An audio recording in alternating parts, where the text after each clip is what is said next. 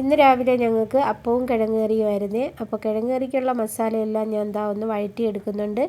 ഇനി അരിഞ്ഞു വെച്ചിരുന്ന കിഴങ്ങ് അതിലോട്ടങ്ങ് ചേർത്ത് തീ കുറച്ച് വെച്ച് ഒരു 2-3 മിനിറ്റ് ഇതെല്ലാം കൂടി വീണ്ടും ഒന്ന് വഴറ്റാം. അതിനുശേഷം ആവശ്യത്തിന് ഉപ്പും വെള്ളവും ഒഴിച്ച് കുക്കർ അടച്ചൊരു 3 വിസിൽ കേട്ട് കഴിയുമ്പോൾ ഇറച്ചിക്കറിയുടെ ടേസ്റ്റിലുള്ള കിഴങ്ങ് കറി റെഡിയായി കിട്ടും. ഇനി അതങ്ങ് ഇറക്കി മാറ്റി വയ്ക്കാം. അതിനുശേഷം ചോറ്റിനുള്ള വെള്ളവും ഇട്ട് കൊടുത്ത് അപ്പുറത്തെ അടുപ്പിൽ അപ്പം ചുടാനുള്ള ചട്ടിയും വെച്ച് മാവ് കോരി ഒഴിച്ചപ്പോഴാണ് എനിക്ക് മനസ്സിലായത് അപ്പം ശരിയായി വരത്തില്ല എന്ന്. കാരണം 3 ദിവസം കൊണ്ട് ഈ മാവ് ഫ്രിഡ്ജിലിരിക്കുവാണ്.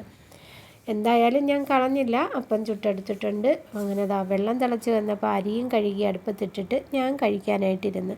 എൻ്റെ മോള് വന്നാലുണ്ടല്ലോ ഈ കിഴങ്ങ് കറിയുടെ കഷ്ണങ്ങളെല്ലാം അങ്ങ് ഉടച്ച് ചേർക്കും. എനിക്കത് അത്രയ്ക്ക് അങ്ങോട്ട് ഇഷ്ടമല്ല. അങ്ങനെ എനിക്കുള്ള കറി ഞാൻ ആദ്യമേ അതിൽ നിന്ന് അങ്ങ് കോരിയെടുത്തു. അങ്ങനെ കഴിച്ച് വന്നപ്പം നമ്മുടെ ചോറ്റിൻ്റെ അരി നല്ലതുപോലെ തിളച്ചിട്ടുണ്ടായിരുന്നു. അതങ്ങ് ഇറക്കി തെർമൽ കുക്കറിൽ വെച്ചിട്ട് ഞാൻ തുണി കൊണ്ടുവന്ന് മെഷീനിൽ ഇടുവാണേ. ഇനി നിങ്ങൾക്ക് ഒരു സൂത്രം ഞാൻ കാണിച്ചു തരാം.